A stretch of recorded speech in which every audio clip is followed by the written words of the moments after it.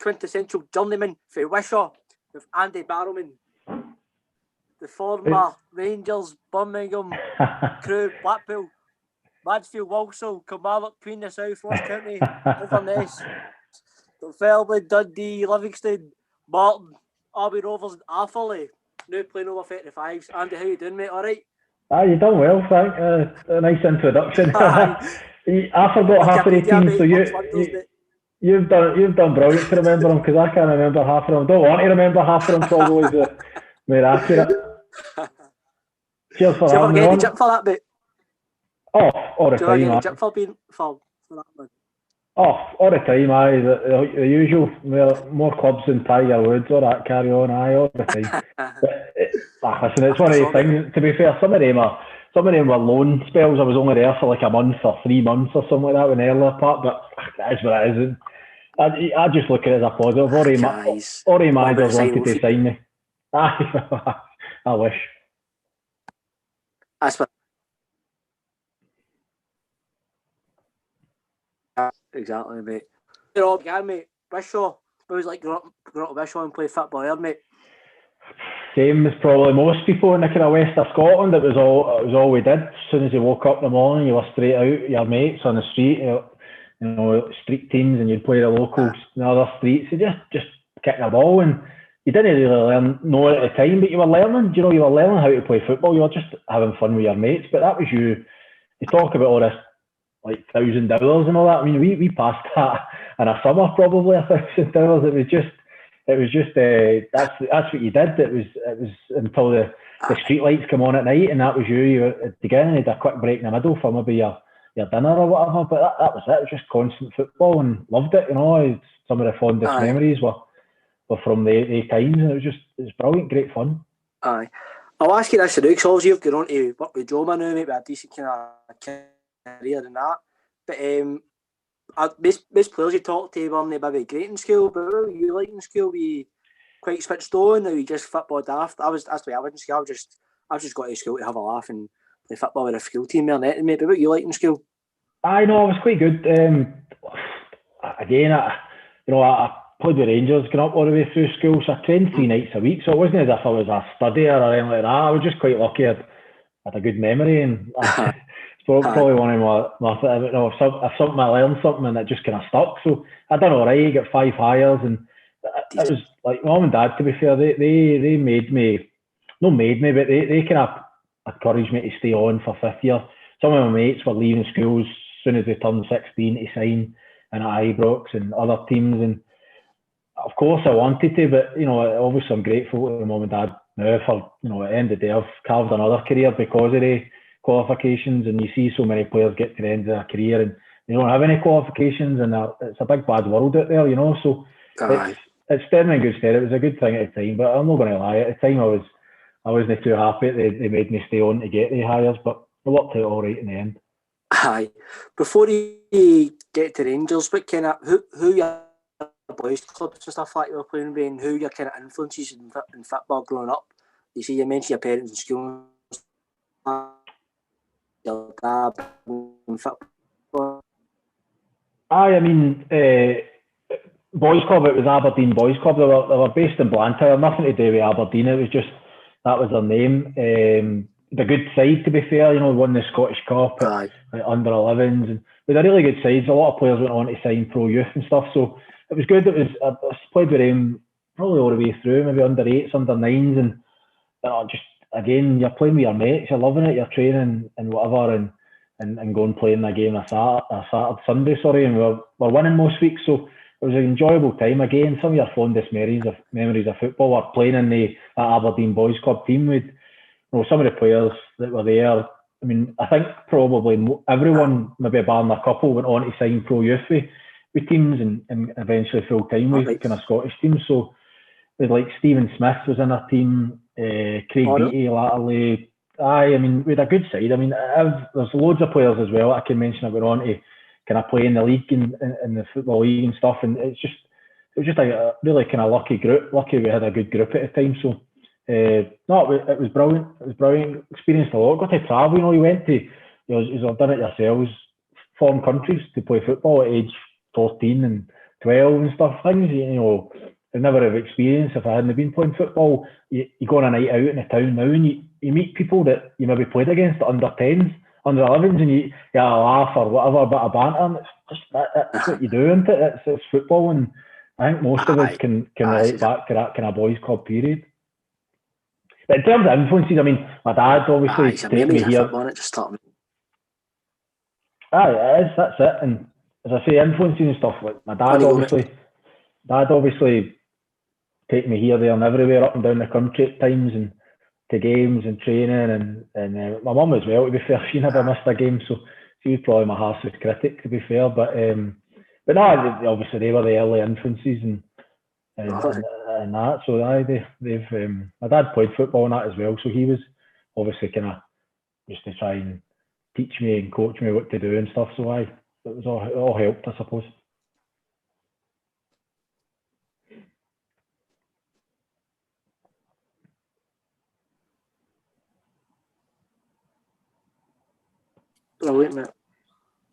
Brilliant, mate.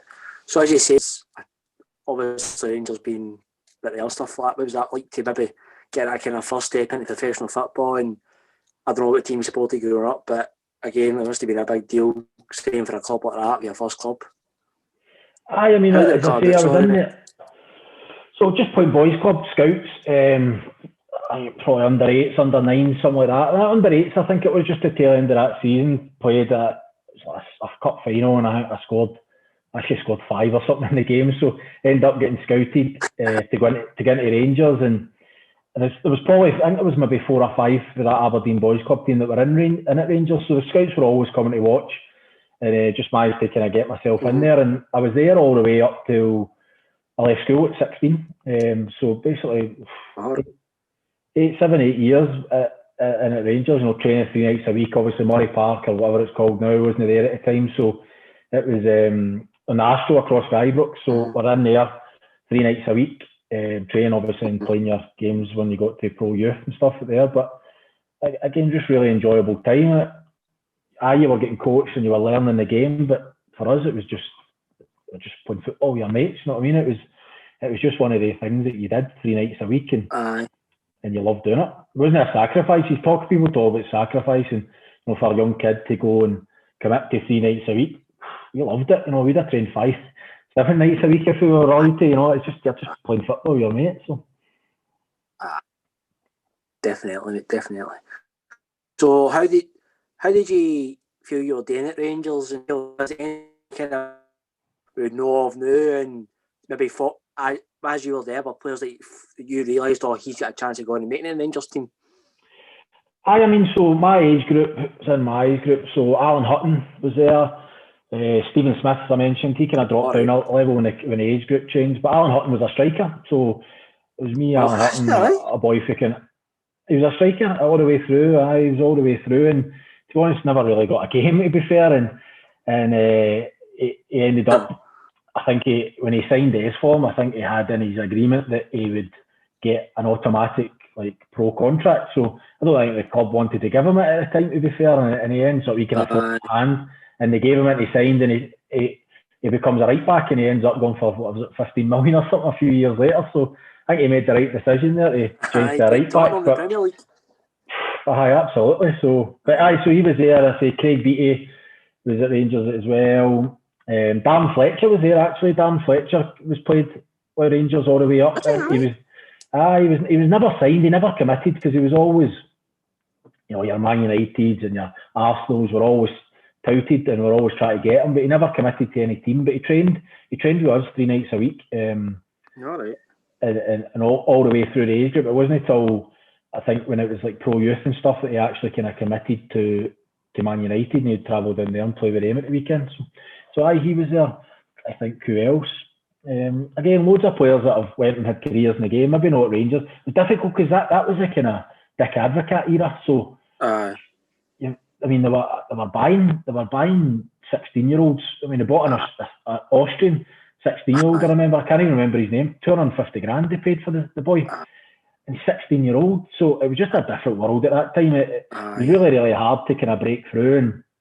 But it was great. You were getting to no mix. Sometimes in school holidays and stuff, you go in full time and you're part of the kind of ground staff, and you would get to mix with these players. And so even just being there, we get changed in the away changing room every night on a Monday, Wednesday, Thursday, I think it was, and just being in there and walking through that entrance 3 times a week. It was just great to be a part of that, and it was really enjoyable. It was difficult to break in, and I kind of probably always knew when you're getting to that stage, thinking about being a career and leaving school, then it was always kind of in the back of my mind that probably wasn't the right thing to kind of do and stay there, and it was hard to break through. It was always going to be almost impossible at that time. Things changed obviously with finances and stuff later on, but at that time it was nigh on impossible unless you're a Barry Ferguson or whatever to break through. Aye.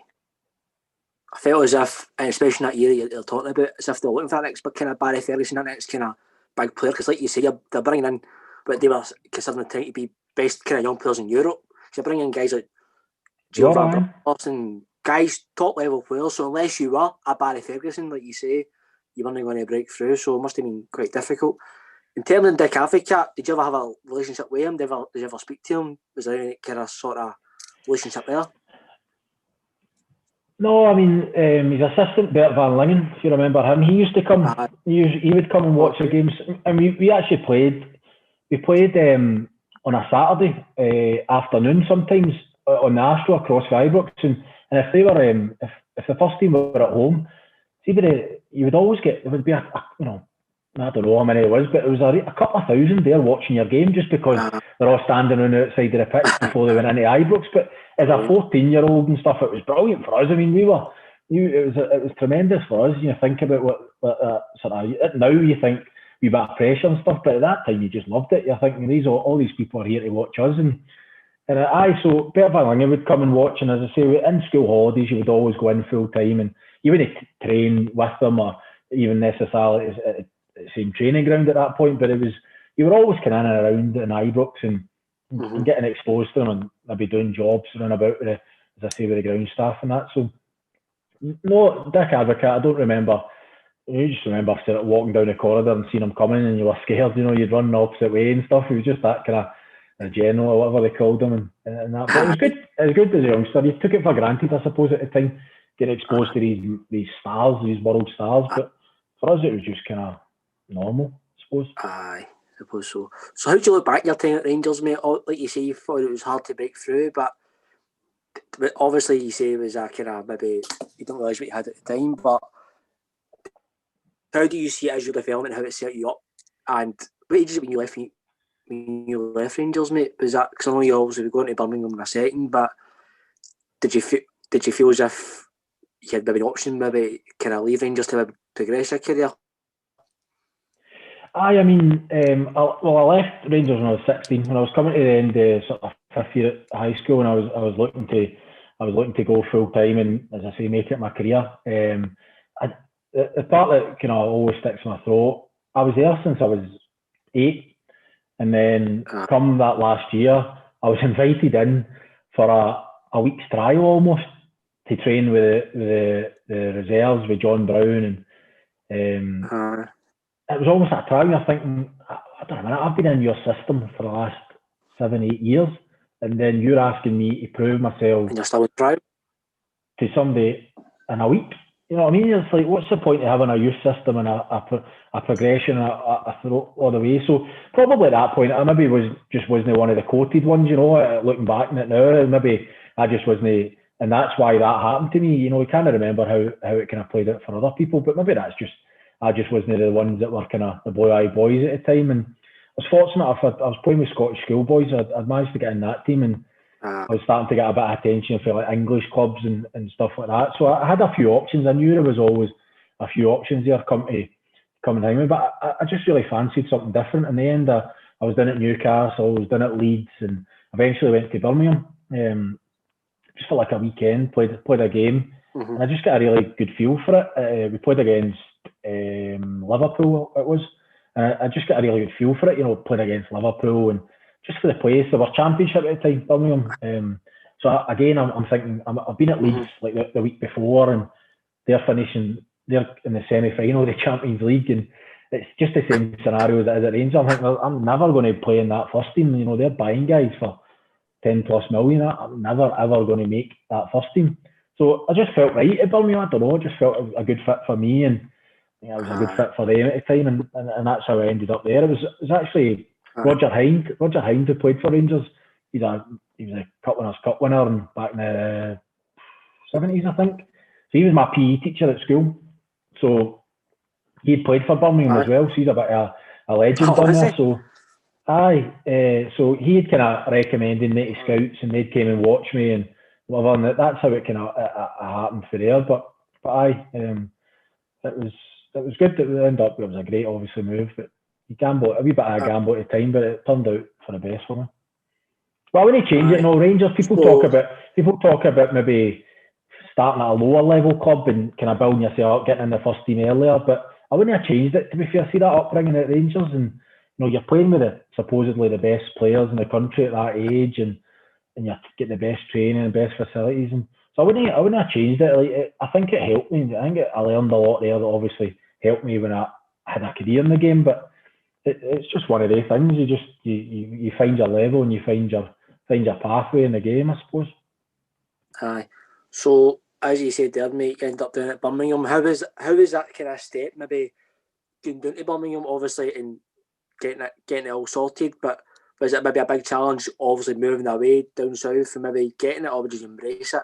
Because obviously this is your kind of breakthrough into football, mate. So it must have been like I bring it on at the same time. Obviously, but you moved away from him, but it's the step into football that every player was kind of looking for. Do you know what I mean?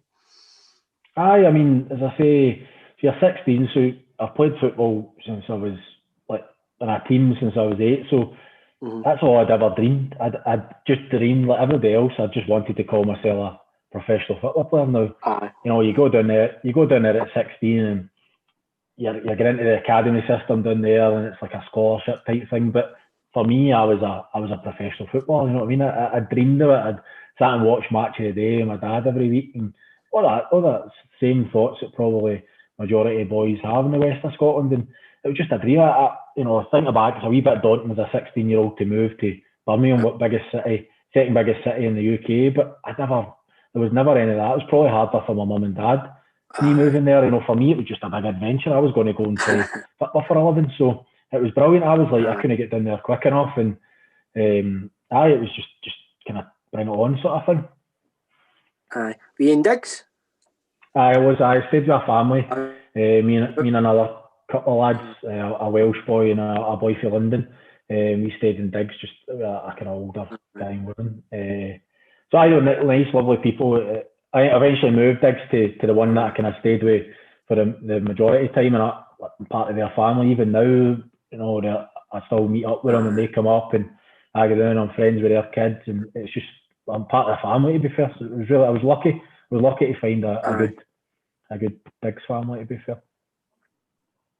So we kept a leash in, basically. You can really get up to mischief for the boys, ain't like that? Listen, we're living a dream. You're 16, playing football. Obviously, quite quickly I started kind of getting around the first team as well. So it was good times. It was you're down there. The Digs people it was actually really good because they had a caravan, so they went away every weekend. So our Digs house was the party house. It was like every weekend all the boys were back to our Digs house because we had a free house. So listen, it was brilliant. Some great times.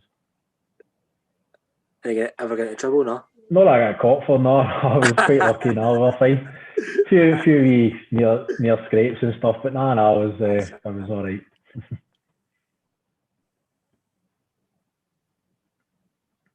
That's good, didn't it? So, as you say, you joined at 16, mate. Who was the gaffer, sorry, at Birmingham? Wasn't it Bruce, was it? Or was it Bruce? No, it was Trevor Francis when I signed. Aye. So he was the manager. So we were in the championship, but he got the sack. But less than 6 months, about 4 months before when I went down there, and then Steve Bruce came in, and obviously my first year there, to get promoted to the Premiership. I wasn't involved in the first team at all, just in the academy and making my way through that 17s, 19s. But he came in and obviously got the club get promoted, and just remember that summer we won in the playoffs, won in penalties in Millennium Stadium. But then you come back for the summer. You come back for the summer and what, 7 weeks, space of 7 weeks off, and the whole place had just changed. It was like we've got a new indoor area built. There was another level on the building of the training ground. It was just like everything just went boom. See that Premiership money. It was just crazy. The place was unrecognisable. For 7 weeks ago, the amount of work that was done, and then the players that they started buying, and it, just the whole thing. You know, I think at that point it was worth something like 40 million. It's way more than that now. But it just, the whole place just went crazy. It was just different world. Aye. So do you remember your debut and how you're feeling before it and stuff like that? Your mum and dad must have been proud you made your debut too.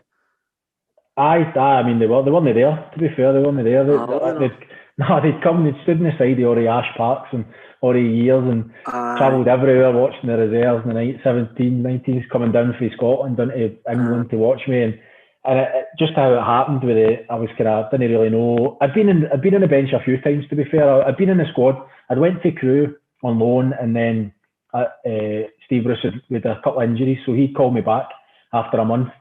So I knew I was going to be kind of in and about it, and I was, as I say, I was travelling most weeks. I was on the bench a few times before I actually came on.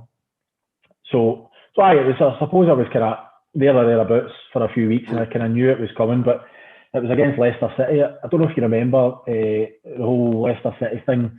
Remember they were in La Manga and they got into a bit of trouble. And a few of them were in jail. So when we played that game, when I made my debut, there was still 3 Leicester players in jail in La Manga.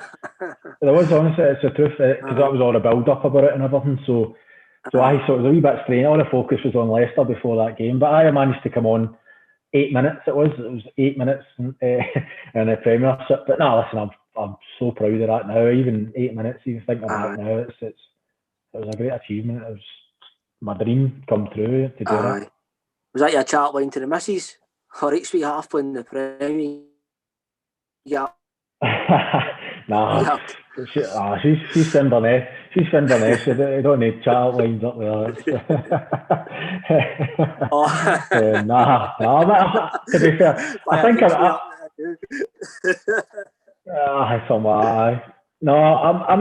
might have used that a few times. I'm sure over the years, but no in the missus. Fair play, mate. Fair play. So, like you say, you ended up with a couple of loan spells as part of when you're at Birmingham. So you say you're at Crewe first before you made your debut. I went out on loan there. As I say, I kind of moved quite quickly through the academy. Going forward, I kind of progressed quite quickly. Steve Bruce kind of liked me right for the start when he came in and would get me involved in training, and if they, to make up the numbers probably, but just I was the kind of one he wanted to kind of always push. So I kind of jumped quite quick. Didn't really stay in the under 17s that long. I was moved up to the 19s. I was scoring goals, so I think when you're scoring goals, goal scorers are always the one that gets the credit into it. So I moved up quite quickly in the 19s, and then second season I was in the reserves and playing there, and obviously playing in the reserves, get loads of scouts for lower league teams, and Crewe were in the Championship actually. So at the time, they came in. There'd been a couple other kind of options to go on loan, but it was like maybe League One or League Two, and the manager, to be fair, it was Steve Bruce, didn't really think it was right for me. He wanted me to stay in the reserves, but then when Crewe came in, he pulled me in and said, "Look, it's a Championship club. You're 18. They've got a great tradition with young players. Dario Grad was the manager. He said, no harm in going there." He said, like, no expectation you get out there, but go out there and enjoy it, get your sample of kind of real football for the first time. So I did that. So played 6 games or something. You're obviously Saturday, Tuesday every week in the Championship. So within that month, I think I played something like 6 games. But as I say, we got a few injuries and they called me back. But it was different. It was tough. I'd been used to academy football or even reserve football, and then you're 18, you're going and playing against. I remember one of the games was Sheffield United, and it was like the big boy, Chris Morgan, the big centre half. Absolute animal, a guy. Like just, listen, you meet him in the street, you cross the road to avoid him, sort of thing. One of the guys. But so listen, it was a baptism of fire, but it was good. I really enjoyed it, and it kind of opened my eyes up to what football was really about, to be honest. And got called back after that Sheffield United game, I think it was, and obviously travelled with the first team. First game I travelled was Tottenham at White Hart Lane. Actually, I wasn't on the bench or anything, but I was like 18th man in the stand and travelled away for that. But it was brilliant just to be in the dressing room, and listen, I was picking up all the dirty kit after the game and stuff. But for me, that was just to be there and be involved in it. Oh, it was tremendous as an 18-year-old. So brilliant, mate. So Brilliant. It was good. How did you find Steve Bruce as a gaffer, mate? Because if you look back, mate, he's had some career, but even still at this day, mate, he's some grief now. He's at Newcastle, mate.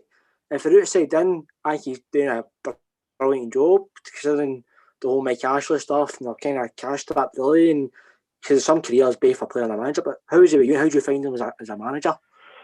He was great. I mean, he's a man manager. He's not a coach. Like, you never seen him.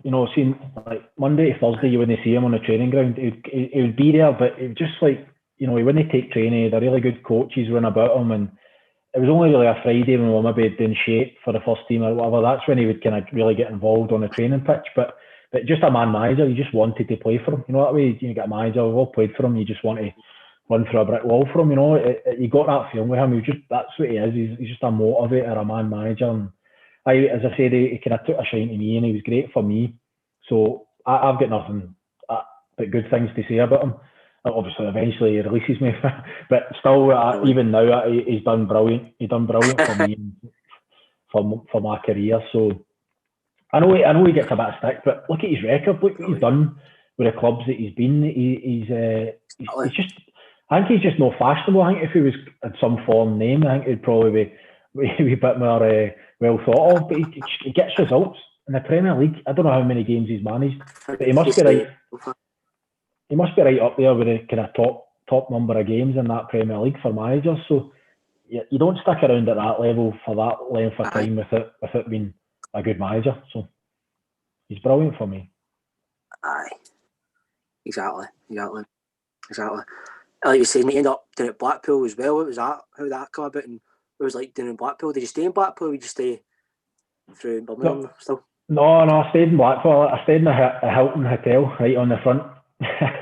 That's where they took me up. So to be honest, I hated it. It was horrendous. It was not just the whole hotel thing, but you're like getting into stuck in a hotel room and you get into breakfast, lunch, dinner. It's like table for one. There's nobody running about you. And Keegan Parker was there. Keegan Parker, Scottish striker. He done really well at Blackpool. He was really successful there. But he was there, and he's coming on soon actually. I mean, Keegan, great lad, but different to me, especially at that age. He just was going out all the time. Like he'd phone me up a Monday night and saying, "You want to go out? Fancy a few of the night?" I'm going, "Keegan, it's Monday. Like, what are you thinking?" He's like, "Aye, come on," because it was like summer, obviously. So Blackpool's busy September. And he's like, "Fancy it?" I was like, "No." And to be fair, you end up just getting tagged along. I was still young at the time, so I ended up just kind of doing it. He's like, "No, just go out for something to eat." And I'm like, "Aye, okay, I'll go out for something." Next thing you know, you're in a bar or you're in a nightclub, and as I say, a Monday night or a Wednesday night. And after a couple of weeks, I had to say, "Look, Keegan, this is not me, mate. I can't do this. Like, this is not how I live my life," sort of thing. So that was a bit of experience, but it was just a nightmare for me. That spell was.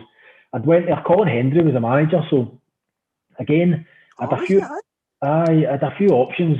I think Steve Bruce had kind of spoken that summer at pre-season and said, "Look, good for you to get out, play a full season, go and get 30 odd games, see where you are, see where your level is, kind of find your level." And so that's how kind of my agent at the time was kind of touting me about and seeing what the options was. And I had a few different options in sort of League One, and I chose Blackpool because Colin Hendry, Scotland, Braveheart, all that nonsense. And I thought, I think he'll be good for me. He'll probably, as being Scottish, he'll hopefully kind of look after me a wee bit and care for me a wee bit, maybe more than another manager would, just that doesn't really know me or whatever. So that's what I did.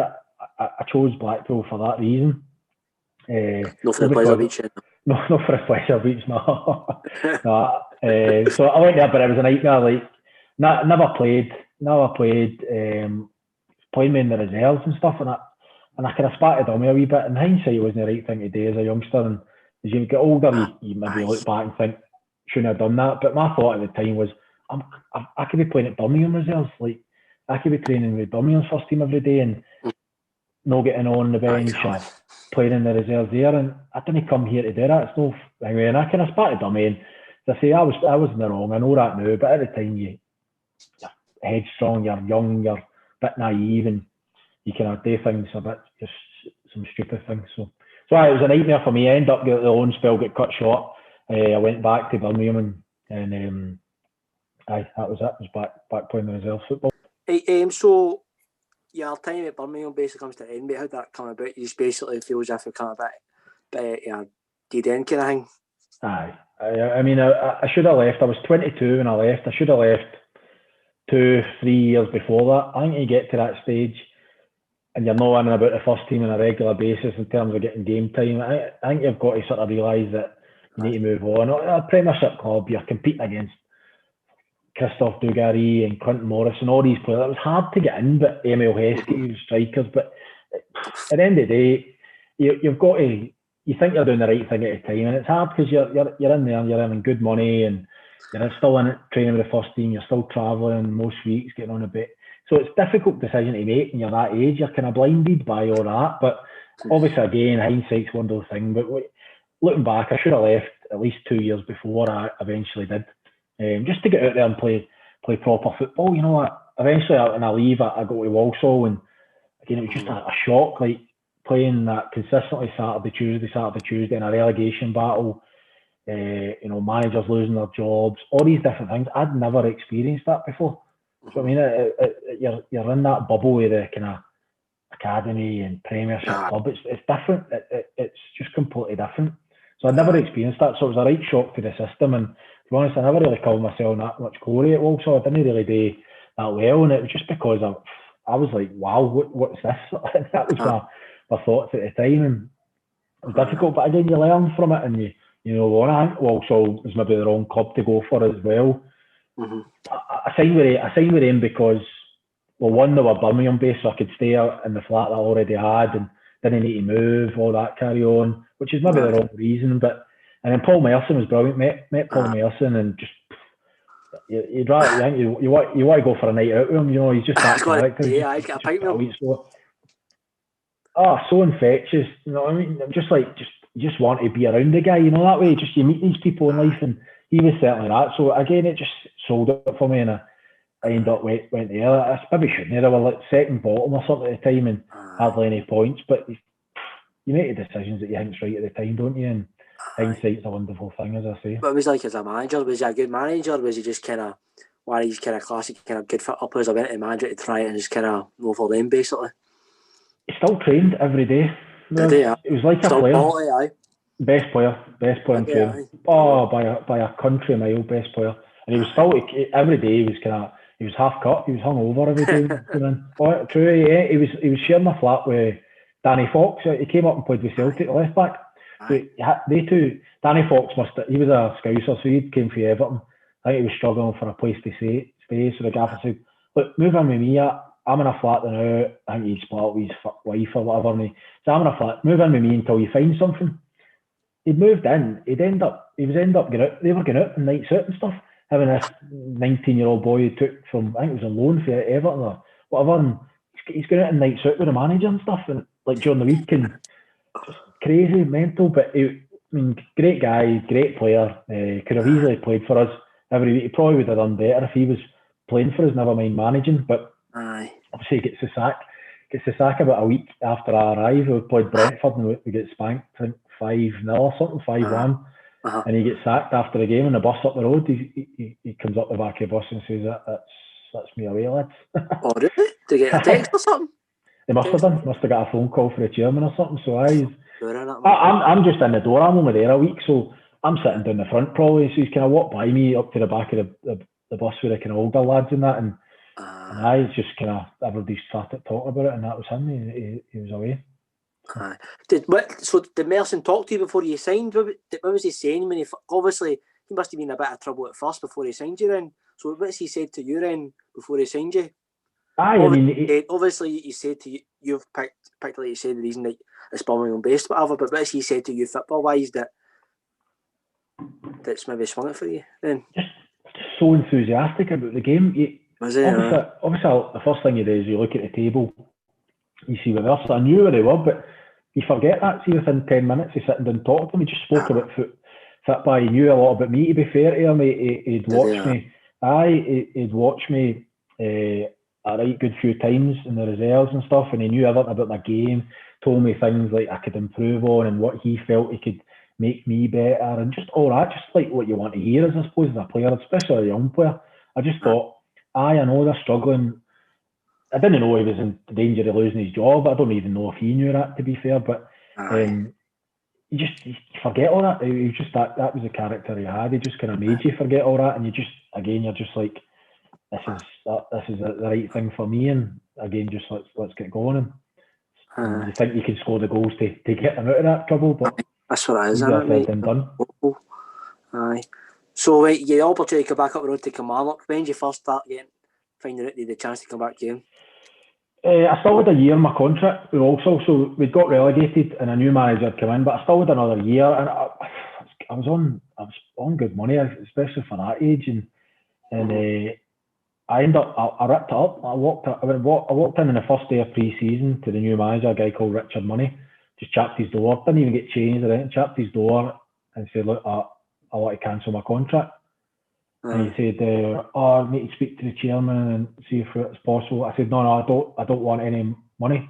I'm just walking away from my contract. So I walked away for a year's money, and as I say, it was it's League One and stuff. It was good money down there, and I just cancelled it. I just ripped up my contract. Again, stupid. How come you just hate it? Just wanted back up the road, just homesick. I'd never been homesick. 16, I moved down there. Never once had been homesick. I was 22 at this point, and I just went home for the summer. I was driving down the night before the pre-season started then. I just didn't want to do it. I just didn't want to be there.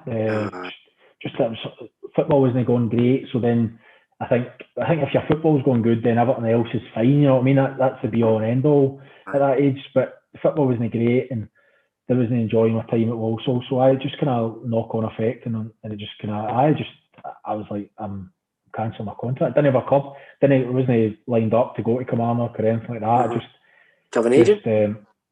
I did have an agent, but it was a big company, London based, and they weren't bothered. Weren't bothered about me anymore.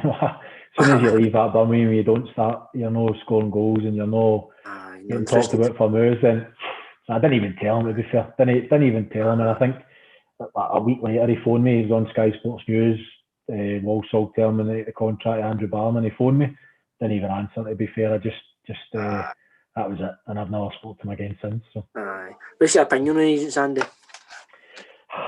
Some good ones and bad ones. I had a few, particularly when you're younger. You all these big companies, when you're knocking the door of a first team at the Premiership, you've got all these big companies and signed with a couple. Again, they promise you there, load of nonsense. But then there's good ones as well. I was fortunate later in my career when I was at Ross County. I signed with an agent called Blair Morgan, and he was brilliant for me.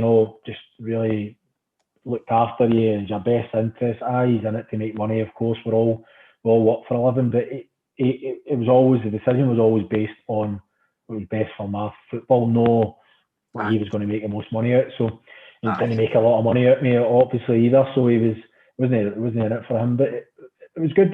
So there's good ones and bad. Like any profession, there's good plumbers and bad plumbers, and it's just the way it is. It's a muddy waters, to be fair, the old agents. But I ended up, when I was still finishing my degree before I started with Joma, I ended up working with Blair for a year, just kind of working in the agency thing. Just he knew I was a year away from finishing my degree, and he kind of got me involved, and it kept me busy, and it kept me making a living and stuff. And so there's good ones and bad ones. It's probably the best way. Aye, mate. So like we say, you end up Kilmarnock, mate. So how did that come about then? If you've got an agent or stuff like you say, how did you approach them? Did somebody kind of link you up with them then? And who's the gaffer that signed you, sorry? Jim Jeffries. Jim Jeffries. So the reason it came about was Eric Black was assistant manager at Birmingham. All right. So obviously Scottish and stuff. I was quite close to him and everything. So he had kind of phoned a few managers for me, obviously mates in the game up here, and kind of touted my name around a few clubs, and Kilmarnock said, look, come in. I don't know anything about him, but come in and trial for a week. So I went in, done all right, went to a kind of tournament up north of Scotland, played one of these kind of Saturday, Sunday tournaments, played a couple of games, scored a couple of goals, and they offered me a deal, and I was there, and I thought, brilliant, because at the end of the day, it's a gamble. You've not really played in Scottish football, you've not been known really in Scottish football, to be honest, and coming up the road, and then to sign with a good Premiership club, and I thought, right, that's brilliant, great platform to kick on again. Like you say, I was going to ask you, how are you feeling like you're going on with your career? Because you've kind of not really had a run of kind of consistency in your career at this point now. Like you say, saying for a established SPL team, good manager, stuff like that, must have been kind of buzzing. Again, you just think, right, you're home, you've got that good base, that kind of family network running about your mates and everything, and you're just really excited to get going. But I'll be honest, as you said, I hadn't really had a run. I had the loan spells, and I was on about the first team, but and the Walsall thing, but I wasn't ready. I wasn't mentally ready, probably. I was a good player and stuff, but I wasn't mentally ready to go and play first team football. You've got Jim Jeffries, old school, Billy Brownie's assistant, old school, shouting in your face, balling like there, spitting in your face, shouting, and that's just reserve games, by the way. That's not even in the first team. So it's like it's such a shock to the system, and I wasn't ready. I thought I was, and I was mumping and moaning that I wasn't playing and wasn't getting a chance. I sent me on loan to Queen of the South and mumping and moaning about it and that. But see, at the end of the day, again, when you get a bit older and wiser, I wasn't ready. I wasn't. I couldn't have went in there and played every week. I hadn't played. I was a professional footballer, but I wasn't. If you know what I mean, I hadn't played any first team games really on a consistent basis. So I just wasn't ready for that step up into being a first team player. And who's the strikers heady? Sorry, Andy. Who's the strikers at the time there? So Stephen Naismith was there. Colin Nish, Gary Wales. They were the kind of main ones. A few others kind of come and went. Decent strikers, mate, to be fair, especially in the mate. Do you know what I mean? We went to play with Scotland and do the South and stuff like that, mate. So when I was there, he went down to Arsenal. Was talking that move and all that and stuff, and obviously goes to Rangers after that. But they were a good side, a lot of good players in the team, and but again, it's just part of that development for me.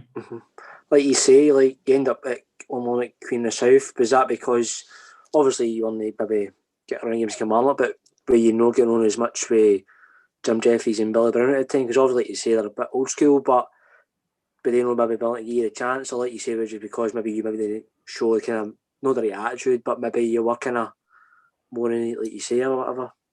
So I think the first instance, I think they wanted me to go to Queen of the South because they wanted to sign Willie Gibson from Queen of the South. So I was part of the deal. You can get him on loan if it was sweetener for the deal, sort of thing. Like Ian McCall was a manager, so I think that was the first reason for me going there. Nothing to do with it would be good for me or anything. But so I went there. I did all right. I couldn't score. Didn't score. Queen of the South on a great side. I think they had 1 point or something at that point in the league when I went there. They weren't great. But I played well. I got some good write-ups. I think Ian McCall had kind of spoke highly of what I'd done there. And so they ended up, they called me back in January. And he said, look, we've had good reports. We've heard you've done well. We're going to give a few games, give you a few, get you some game time through January and see how you go on. And we'll take it from there and we'll assess what we do with the second half of the season with you. So it's like, fine, no problem. So I played a few games, but the games I played was Celtic away, Aberdeen away, Hearts away. So it was all tough games. And I'm coming on for 20 minutes, half an hour at the end of the game. It's just like, I don't hide into nothing really. But that was them giving me my chance, which is fair enough. So ended up come the end of January.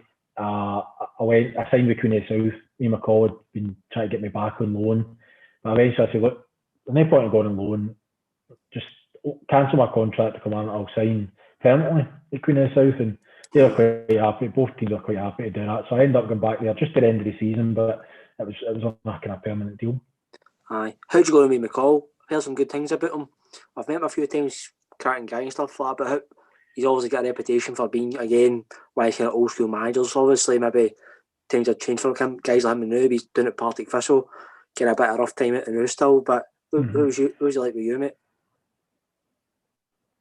He's a wily old fox, and he knows how to win games of football. Whatever team he's been at, I think he's had a level of success. I know he went to Dundee United and it didn't maybe quite work out for him at the time, but he knows how to win games of football. He's old school. He's not really old school, to be fair. He is. I think he's kind of changed. I think he had to. He had a while out the game, and I think that he's kind of learned a wee bit about himself and stuff. And he seems to come back, and he seems a wee bit different for me. Just looking at it from the outside, he seems a wee bit more and playing against his teams and stuff at Ayr United, and he's changed a wee bit as a manager, to be fair. At the time when he was Queen of South manager, again, he would join in training most days. Good player, very good player. Tremendous. I remember it was a player back in the day, but it's even still in, aye. So it was like I thought it was like all his mates used to come and train with us. So there was him. His mates. Swear to God, Billy Dodds would come and train with us. Big Kenny Brannigan, Sandy Stewart was at a job at the time. Oh, Sandy Stewart. So it was like his sort of old man's club. They would all come in and join in and train with us. It was crazy, but all good players and guys you can learn off of, I suppose. But that's what it was. It was just a great atmosphere at Queen of South, to be fair. It was that kind of, they were moving for kind of part-time to full-time. Some players were full-time, some were part-time, so it was a kind of hybrid thing at the time. And it was just a bit of a jolly. It was a great laugh, some great characters in the team, but a good side as well. End up for the January, end up going, I think it was 19 games or 20 games unbeaten or something daft. Something daft like that to the end of the season, because we were dead and buried at Christmas in terms of staying in the league, and they go on this incredible run and end up finishing, I don't know what it was, 6th or 7th in the league. And they went on a really good run. Stephen Dobie was banging them in, and other players and that was there. And it was an enjoyable time. No great football wise for myself, but it was enjoyable. It was enjoyable time in my career. Like you say, mate. After that, you end up at Ross County for the first time. How did you end up there? Did you move up there as well? Take it. So that summer, I said Ian McCall left. He went to Partick Thistle, I think. Queen of South. So he said, "Look," he said, "don't sign with him. I'll take you. I want to take you to Partick Thistle." Never heard from him since. Even to this day, he's still phoned me. He's like, "Don't sign me. I promise you won't sign me. I'll phone you in the summer." Still not heard from him. Like, never floated me at all. So that's fine. So to be honest, I didn't have a lot of options. I'm 22, 23 maybe, scrambling about. I was getting offers part time, and I was like, it was soul destroying. At that point, you kind of thought to myself for the first time, I could fall out the game here. Like I wasn't as if I had loads of teams banging down the door, and I was going to sign for Airdrie. I think Kenny Black was the manager. And they were the kind of first. They were full time. They were the kind of first team that kind of offer me. And I was nearly signing there, and then George Adams got in touch with me for Ross County, invited me up there, and I went up, seen the facilities and that, and didn't really want to be moving 3.5 hours away from home again. Like I just came from Birmingham, but it was just right for me. I just knew right away as soon as I went to the club, it was just the players that they had in the team and the kind of players they liked to sign, and just a good platform for young players to resurrect their careers. To be fair, they had a good track record of doing it, and it was a no-brainer for me. I had to make the move, and I did it, and obviously it worked out really well for me. Like you say, Campbell was a manager. Dick Campbell was a manager. Sorry, Dick Campbell was a manager at the time. George Adams was the director of football, but Dick Campbell was a manager, and obviously he spoke to me as well at the time, and just that one of the characters he just wanted to play for right away, and so I ended up there. We had Dickie on the other night, and he gave us a couple of stories about him there, man. Brilliant.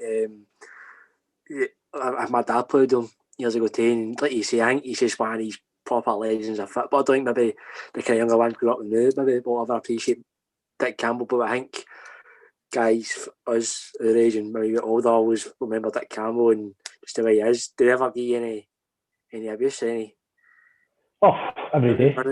Still does. Like even when I went, he tried to sign me later in my career and stuff. I think he tried to sign me. I think it was 3 summers in a row, and I knocked him back. And the last time he tried to sign me, I think he was the Arbroath. He might have been Arbroath, or might have been at Forfar still. And he phoned me up, and I seen the number flash up on my phone. I was like, here we go. So he's like, right, come on. He said, I'm not going to do his accent, but you know the way he talks. He's like, right, come on, you signing for me? he said, listen, if you turn me down this time, I will never speak to you ever again. Don't ever speak to me if you play against me. And I think he was serious, to be fair. He was half joking, but I think there was a bit of seriousness in there as well. So I didn't sign for him in the end. But he's just great. His team talks are like, he's like a comedian. See, stand up, it's like a stand-up show. His team talks, he comes out with some crackers. You'll have heard them, they do the rounds, or his kind of famous sayings and stuff. But just a great character. But by the way, good manager. Brilliant. You know, good coach as well. People don't realise how good a coach. He's part of the SFA that coaches the coaches. Now, say what you like about the whole SFA setup and stuff, but he's a good coach. You know what I mean? His sessions were good, enjoyable, and I don't think he gets the credit he probably deserves. Definitely doesn't, mate. So like we say, mate, at Ross County, do you feel as if this is you finally kicking on? Obviously, you mentioned maybe year before you never actually had a run of games. You actually felt as if you were a player as such. Was this you maybe find your feet now and maybe establish yourself as a player now? It was. I regard that as my first season as a real football player. To be honest, I was say 23 at the time, maybe 24, and I'd say that's my first season being a proper football player. Playing every week, you know, having a right effect on what the team did every week, and you know, feeling a right major part of what things were happening. So it was great. Just kind of found my feet there. Really, it was a young squad and players that were maybe in a similar position to myself in terms of had fell down for a higher level and were needing to kind of find their feet again, and just kind of gelled with a really good squad, and obviously going to be a successful season for the team and kind of personally as well. Like you saying that we're in the second division that year. What was your memories of that? Good party and stuff like that, I take it, Every week was a party, to be fair. That's a good thing about being up.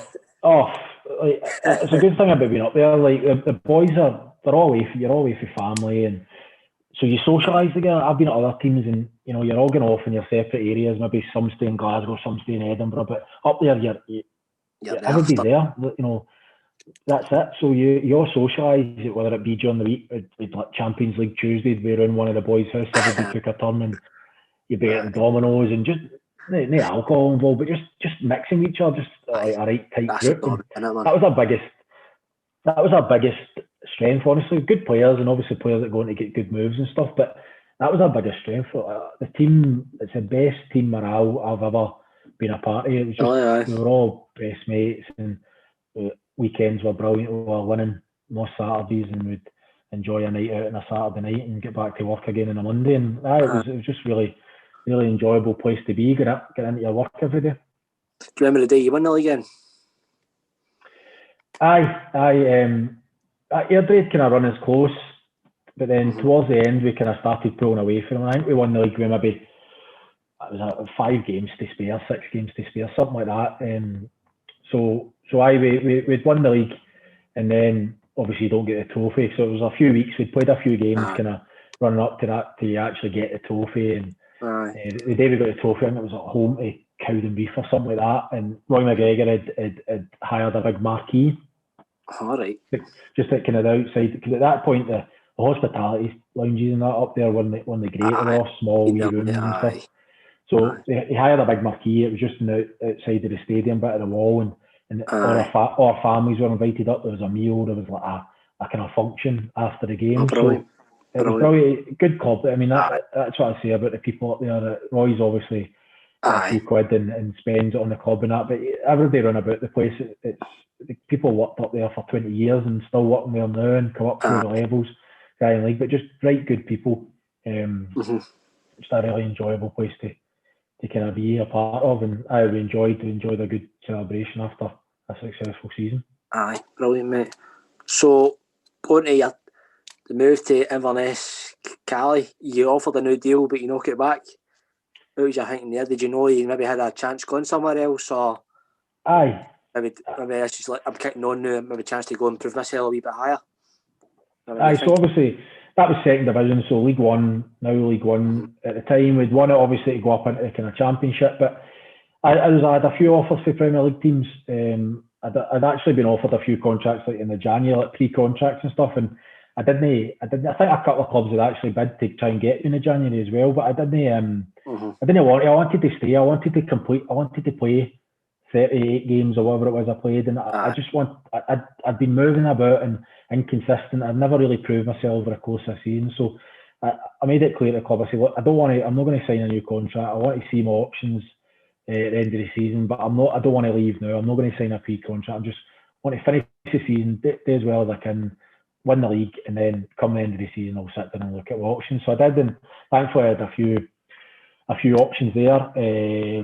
Chose Inverness because of Craig Brewster. Really, to be fair, he tried really hard to get me. Been in contact, been coming to loads of my games, contacting me, got my number for someday, and he would send me texts like, "Oh, seen your goals for yesterday," or "I was at your game yesterday and well played. Remember that one you missed at the front post? Like, you could have maybe did this." Like, just honestly, like, proper. Just he'd spent about 6 months just appreciate it as a player, don't you? 100%. Good striker, similar type of striker to myself as well. So it was coming from somebody like that. I just thought he can improve me. Like, again, it was Premier League. Obviously, contract was, I trebled my money or whatever that I was on at Ross County, and that was great. That was great, but it was him. It was really him. That's why I signed there. It was. I just thought he can make me a better player. And that was it. It's kind of turned down maybe bigger clubs to kind of go to and sign for him. I remember growing up as a wee boy, as a teenager, I remember watching Craig Brewster as a player, thinking, "Who's this old guy playing football, man?" But he was brilliant. Do you know what I mean? Was he the same? Was he still playing when he was at Caliphus, or was he just a manager? But he must have joined in still. Most days again in training, he would join in, especially with the strikers. Like after training, we maybe do a wee drill or shooting or whatever it may be, and he tremendous. I mean, I don't know what age he was there, but he was fitter. Fit as a fiddle. He could have still played easy for us. Probably should have played. Maybe it would have been better. But he was just great. I think he actually went and played after he got sacked there. He ended up signing for Ross County as a player, didn't he? And he ended up playing until he was like 41 or something like that. And he done well, scored goals at that level. And so he should have played. He definitely did. I think he probably still does now, I think, to be honest. How do you see your time at Inverness Caliphus, mate? Poor, to be honest. Poor. Never really got off the ground. I think I scored something like 6 goals or something that first season, something stupid like that. It was really, really poor. You go there off the back of a great season, having loads of options, and you go there, and I always remember my first game was a friendly, and we were playing Ross County, as you always do, and up there, and it was one of these games that I was sub first half. It was one of the games that was going to swap the 11s at half time, change, everybody's getting 45 minutes. So it was like a first or second friendly pre-season. So I'm warming up behind the goal, and the Inverness fans behind the goal are giving me stick. They're shouting abuse at me. I just scored 29 goals, signed for Ross County, signed with them over maybe 4 or 5 other offers, and they're shouting abuse at me before I kicked the ball for the club. And I'm thinking, I'm not hearing that, right? It's not me, they're shouting at somebody else. But no, it was like, Barrowman, you're shit, and all this, and I'm going, what's that for? What have I got myself? It's just that whole Ross County Inverness thing. They just, fuck's sake, man. But there's been enough players. There was loads of players before me had made that crossover, and loads since. Gone both ways, to be fair. But the fans just never took to me. And right from the start, to be fair, score first game of the season up at Aberdeen, we won 2-0. I score, and but even the fans just never took to me. I was always getting stick. They were always blaming me. The team wasn't doing great. Didn't get off to a great start after that Aberdeen game, obviously, and I just kind of got on my back quite early doors, and again couldn't handle it really. Just never really experienced that, and couldn't really handle that stick, that pressure. I suppose they were expecting me to be the main talisman, having got me in and score the goals, and I wasn't doing it. And so never got off to a good start, and it got worse for there. And obviously Brewster gets sacked, and Terry Butcher comes in, and again never for me and him just never going. It wasn't really him. It was more a small pass to 2 years. I think we argued every day. I think it was just one of the clash of personalities, and it was never going to work for me there.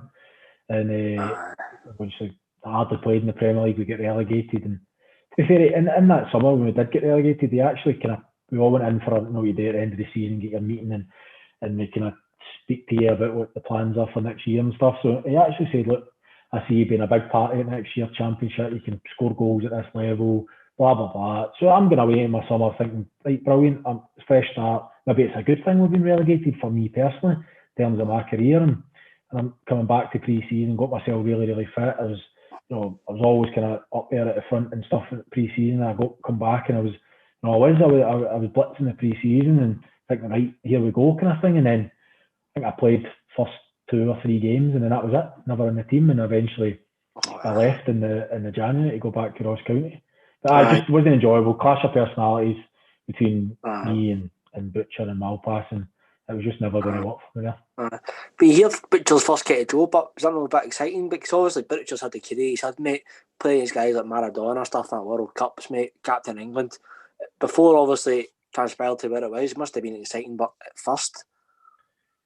Aye, absolutely. I mean, I'm from Wishy, obviously, so I used to go to a lot of Motherwell games. He's a good manager for Motherwell. You know, he was quite successful there, and that was my era growing up. I used to go and watch most weeks when he was the manager there. So I'm excited. He's a legend of the game, isn't he? You know what he's done in the game, and he comes across so well in the media and stuff as well. So I was really looking forward to. I thought brilliant, good for the team. I think he'll turn their fortunes around. He'll get us a better team, and again, me personally, I was kind of looking forward to working under him, but just very quickly you could see it wasn't going to happen. No, wasn't going to happen. Fair play, mate. Like you say, mate, back at County again. Happy to be back in. How'd that come about then? I was desperate to get back. He tried to get me in the summer, and then he wasn't going to let me go. I was part of his plans, and then they tried to get me right at the start of January. Obviously, Inverness wanted rid of me, but again, I still had a year and a half of my contract, so I was trying to come to an agreement with them, and it wasn't going to happen. It didn't happen actually till 10:30 on the last night in the window, the deadline. So I'd left. I'd come home, got back to training on the bus. We bussed it to where we were training. So go back to the stadium that day, and it was Graham Bennett. He was like the director of football there. One of the boys said, Grasser, that's his nickname. He's want to see. He's in his office, kind of thing. So I was like, right. So I knew it was coming. Obviously, went in there. And he's like, look, this is deadline day. This is the last offer. Take it or leave it in terms of cancel my contract. And I was like, I just slid it back across the table. Nah, I said, I'll see it in my contract. I was like, right, that's fine. So I get in a shower, up the road, sitting watching the TV, slippers on, and it's a phone call for the club secretary saying, right. Was it Jim White, no? No, it wasn't actually. It was my agent that phoned me, actually. It was my agent that phoned me, and he said, look, just had a phone call for the club. That, right, they're going to give us what we're looking for. You have to get yourself into the stadium now to sign the release and everything, obviously. Because I knew I was going to County. Like that deal was done. I had agreed terms with him. It was just a matter of, they obviously thought, it's not going to happen because I couldn't agree that side. So, so I jumped in the car, obviously, got down to the stadium, done all what I had to do in terms of getting released, and went straight for there. And Derek Adams and George Adams was sitting in a hotel in Inverness waiting with a contract to sign with Ross County. So that was it, done by just before midnight or something. It was brilliant, mate. It was all signed and sealed, and I went back. Brilliant. We'll go into your actual second period at Ross County in a minute, mate. But Derek Adams, mate, ended up down south and doing no bad down there. What was he like? He's a gaffer as well. Maybe he's one of the kind of Scottish gaffer was under the radar a wee bit, I think. Aye, good manager. I don't think he helps himself in terms of media and how he goes about that season up at County. And I've got nothing but good things to say about him. But there is other people out there that maybe they're not his cup of tea and they don't like him. He has a certain character. He's very determined, very driven. But he was great as a manager. You can understand why he does well everywhere he goes.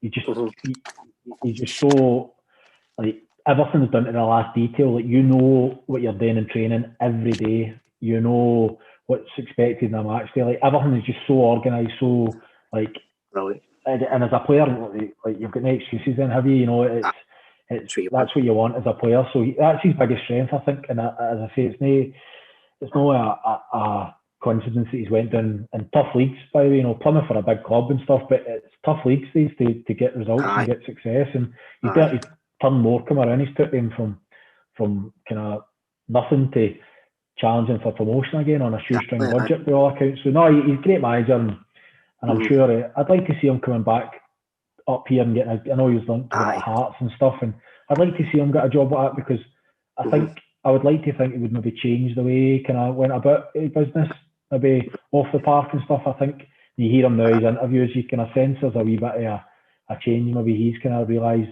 what's maybe held him back in the past, but I don't know. You'd have to ask him that, I suppose. But I'd like to see him coming back to Scotland and seeing what he could do and achieve, because I think he could do well.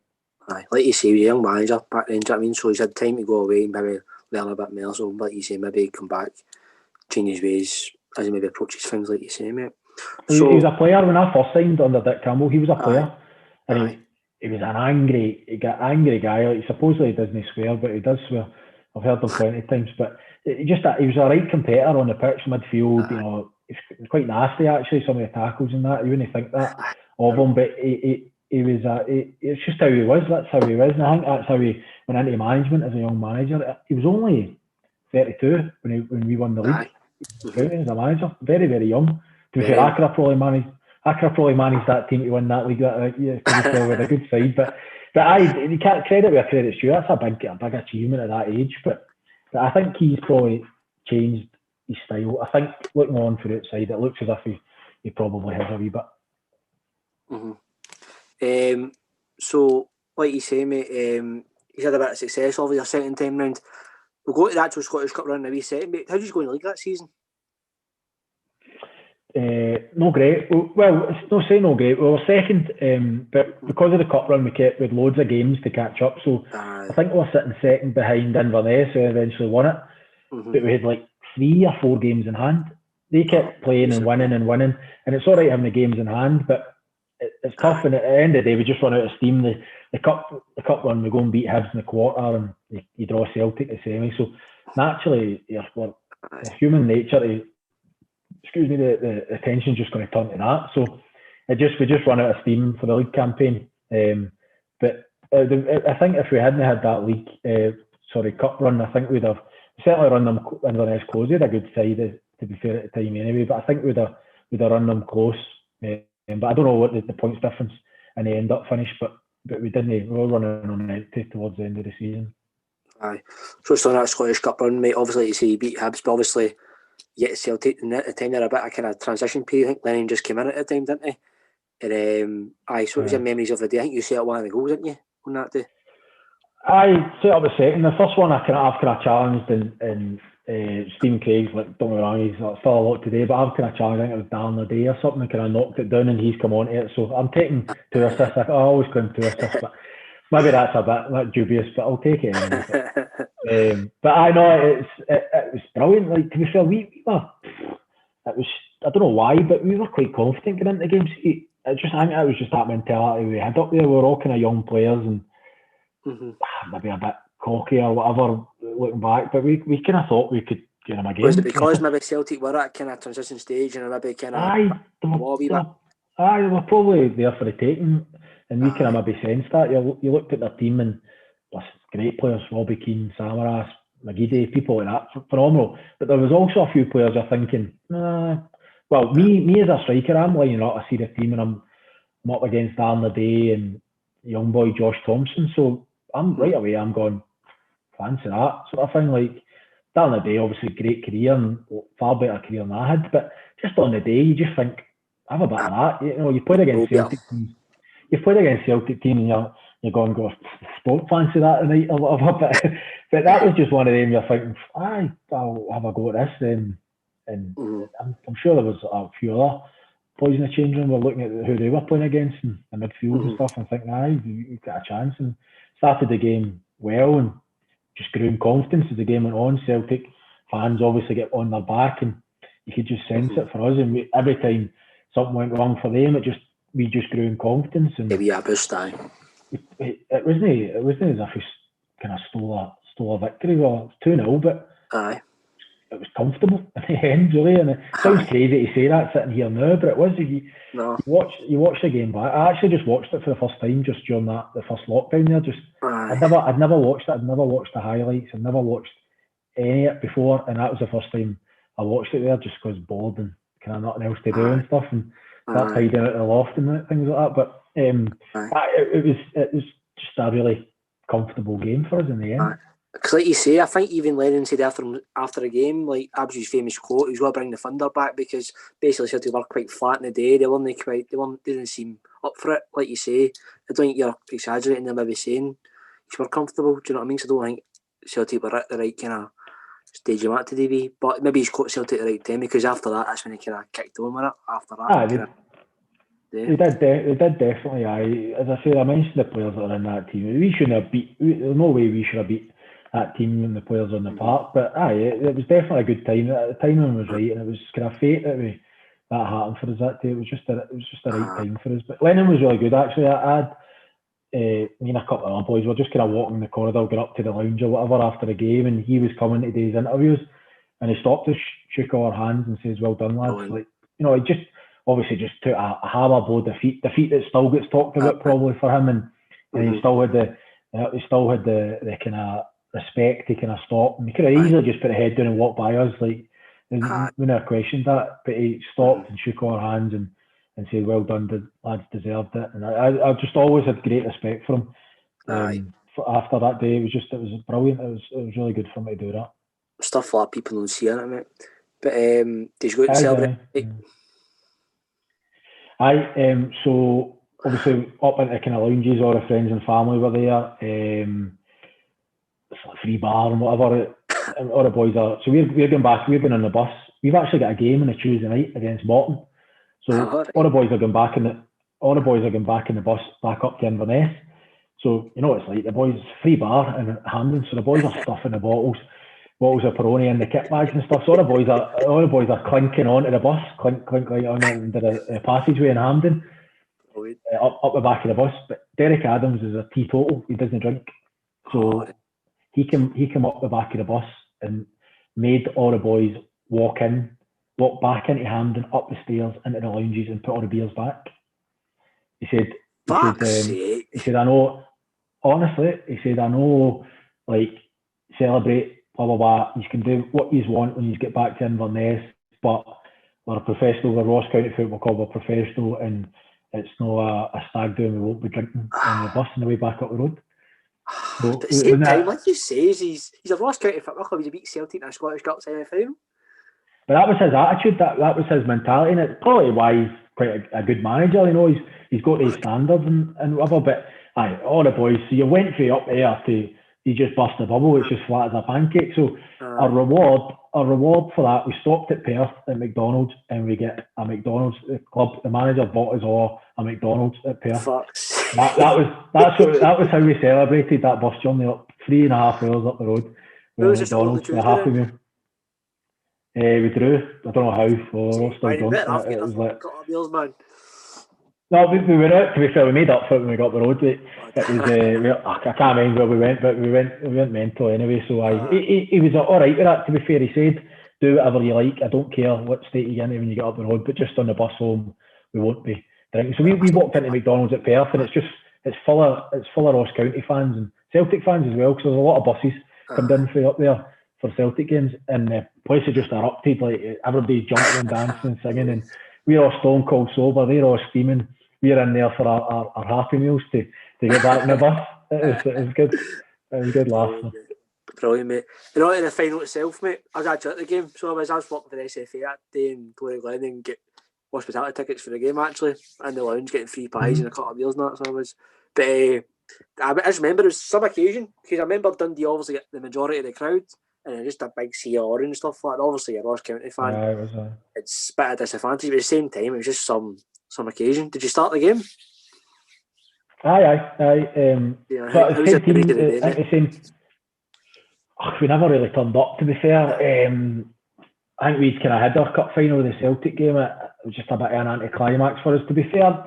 Dundee United were a good side. Like, you look at their lineup that day, didn't actually appreciate it at the time, but all the players have went on to big moves down south and Good Willie and all these guys. And quality team, quality players, but it was 3-0. I don't think it was a 3-0 game. I think they scored their first goal in the 60-something minute.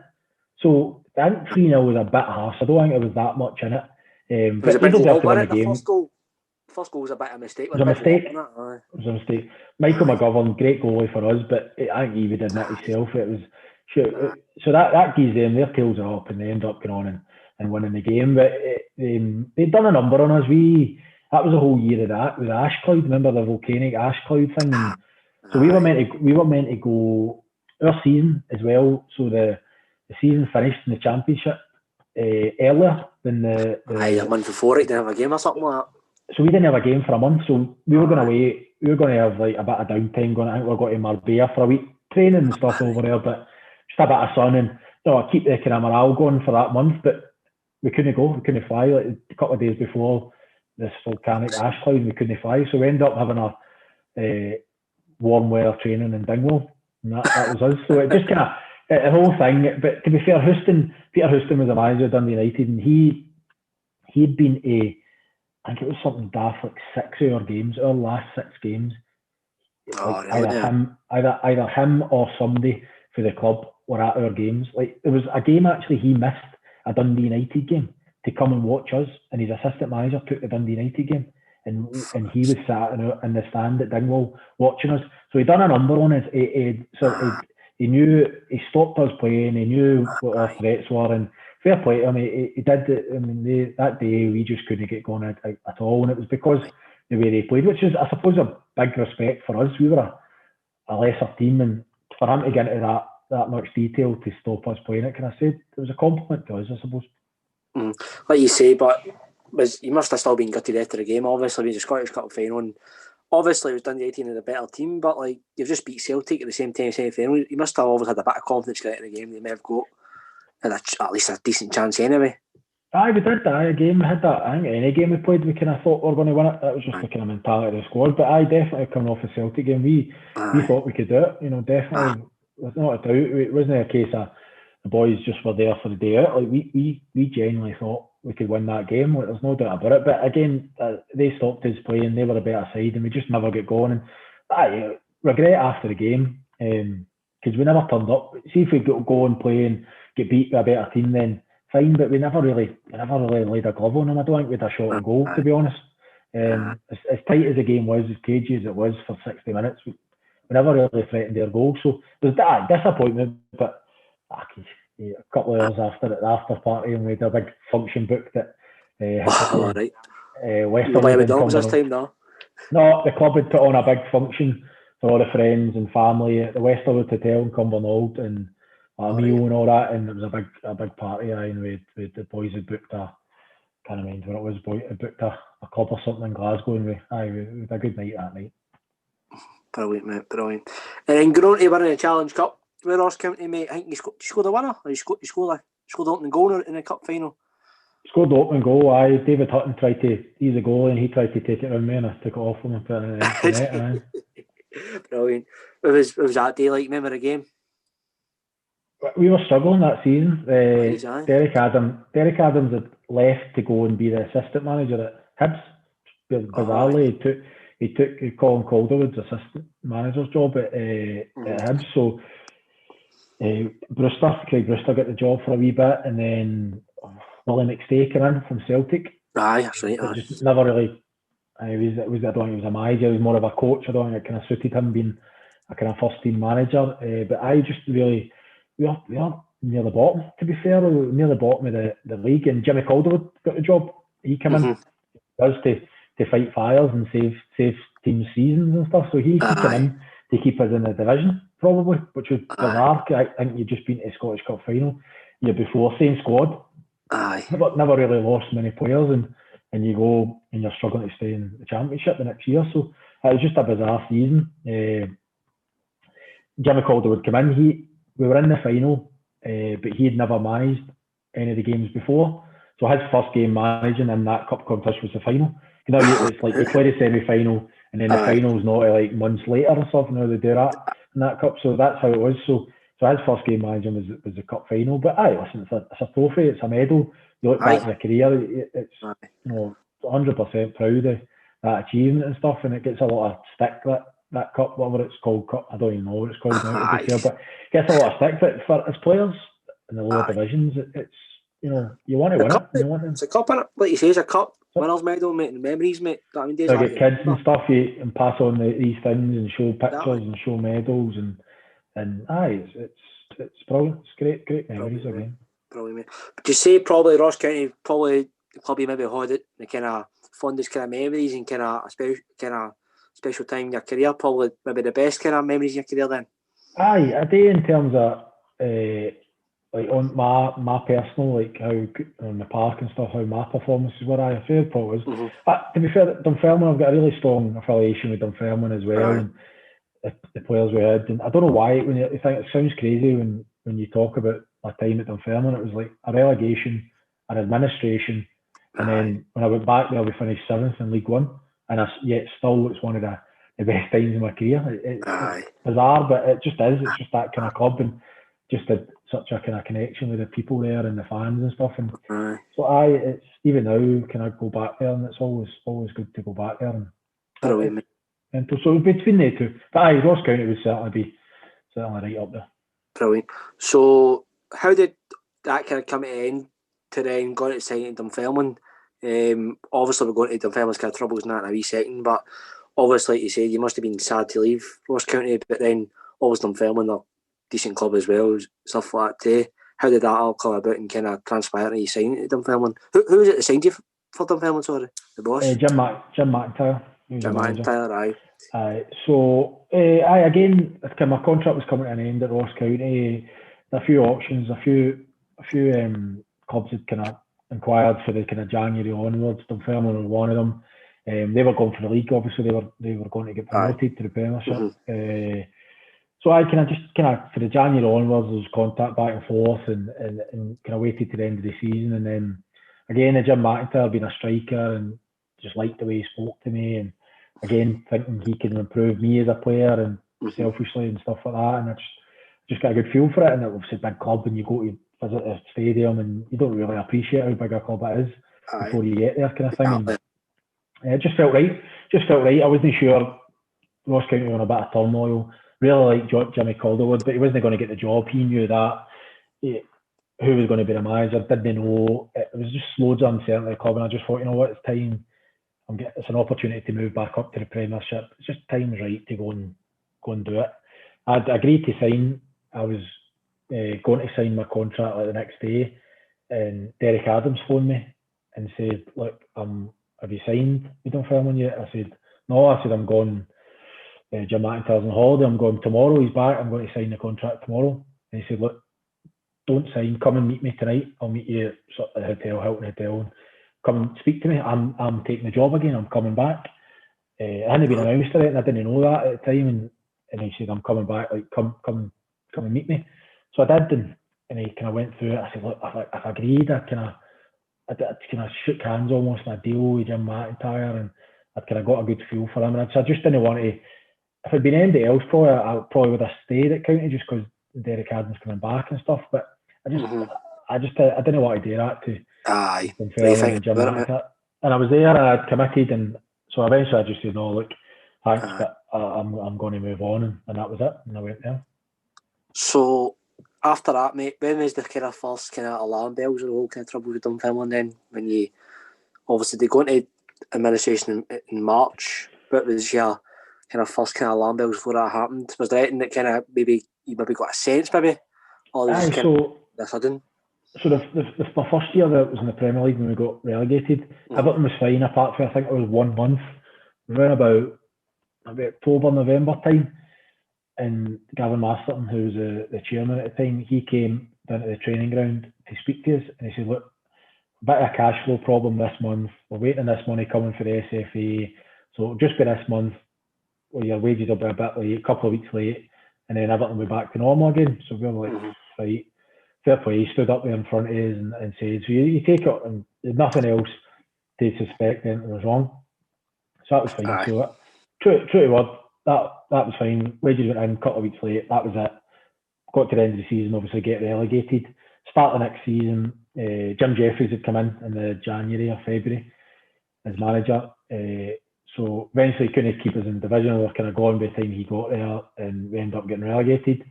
So comes back that summer, kind of new squad, a lot of turnover in players, kind of younger players. He brought players in for kind of lower league and things like that. But it was a good squad, good mixture, and it was a right strong squad. And started the season really well. Thistle had a good side that year as well, to be fair, under Jackie McNamara and that. But it was tit for tat. Like, they beat us first game, we beat them in the cup. It was going to be a good fight out for who was going to win the league. But then again, when about the October time, the same thing happened. We're getting wee whispers, stupid things like the kit man saying, the expenses I put in for the washing up powder bounced or something like that, or just wee daft things that they couldn't. We're not doing pre-match this week, lads. The board does said we're not doing pre-match. Just wee stupid things. And at the time, you're going, that's a bit strange, but you never really think anything of it. It's just what it is. Just go on with it.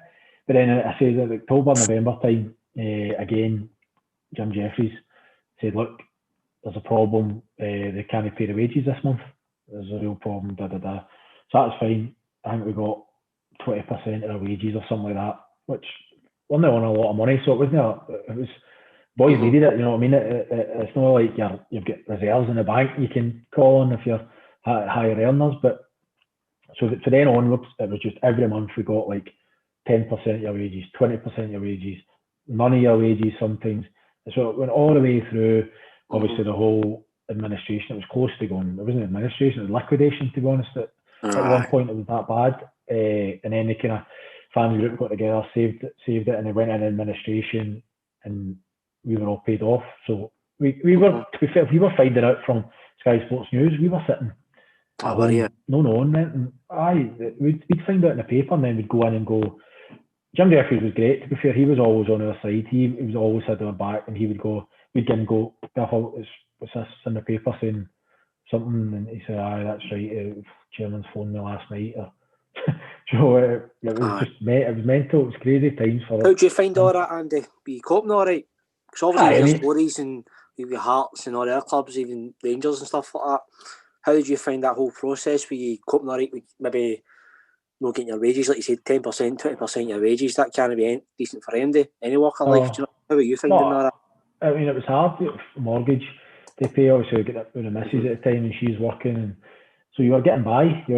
But every month you went into, you were eating more into the wee bit of savings you maybe had, and it was just getting tougher and tougher as the month go. I think you could 1-2 months you could maybe accept it and just get on with it, and it wouldn't really affect you. But the more it went on, and up to Christmas, you're not getting paid at Christmas, and just all these different things just added up. It was just a build up, and obviously performances on the pitch started falling away. I think we're still sitting or something like that, but we'd started to kind of lose some games and all that. Naturally, boys were in turmoil during the week. There was some weeks when you remember when it got that bad, the boys were like there was a lot of 4 cars travelled through for Glasgow.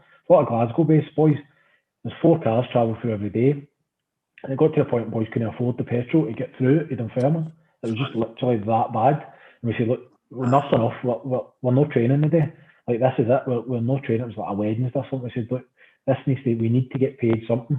We can't afford to get here. That's just it. And to be fair, Jim Jeffries backed us up. He said, no, I'm with you, lads. Like, obviously, I'd rather you train and play the games, but if that's your decision, I'll stand by you 100%. It was brilliant.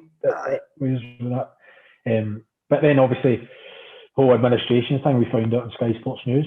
We were playing Falkirk that night. It's a midweek game, and pops up on Sky Sports News.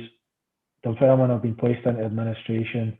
You've got the guy, I don't remember the interview, I don't know if you remember, Gavin Masterton's trying to get in one of the fire doors, and he couldn't get in, and they kind of put Sky Sports News guys, and kind of cornered him in this wee guy, and he couldn't go in there, and he's doing all this, and he's like, he obviously didn't want to do an interview, and he tried to skip through a door, but the door, he's banging on the door to get in, and nobody was opening it, so he's cornered in this wee thing.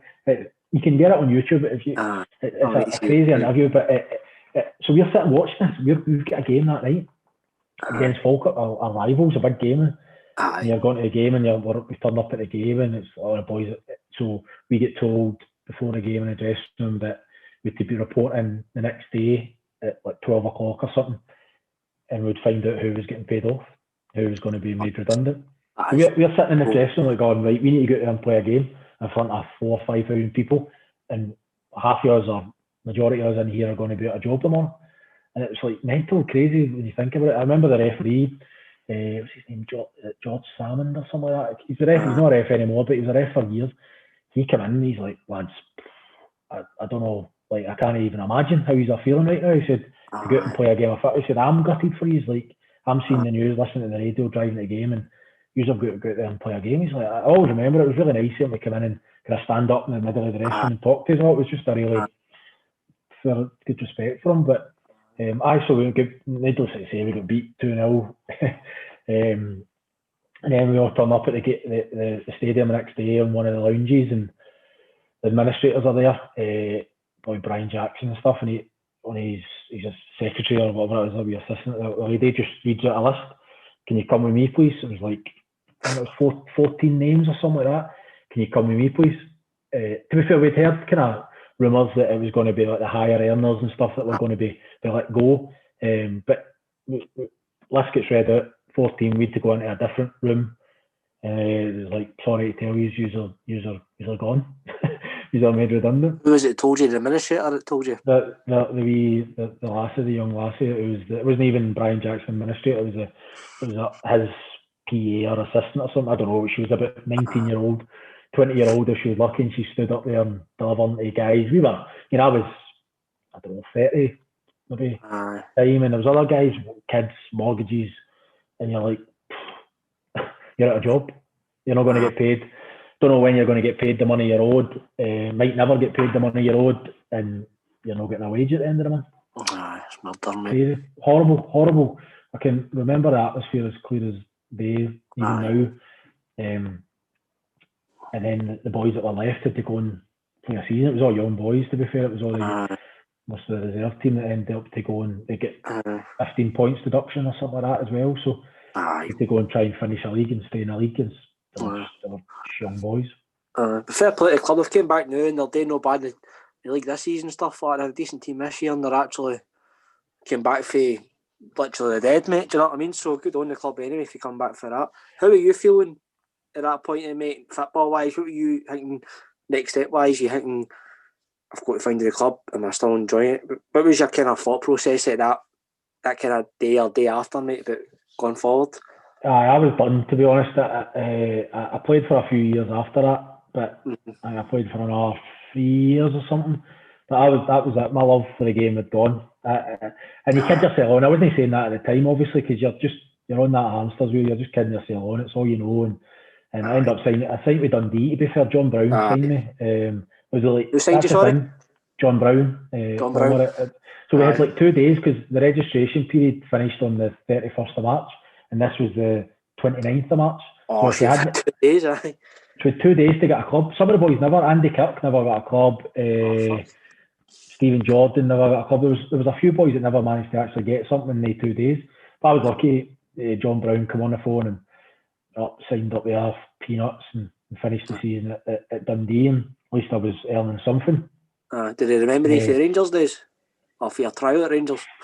Not sure, to be honest. Not sure.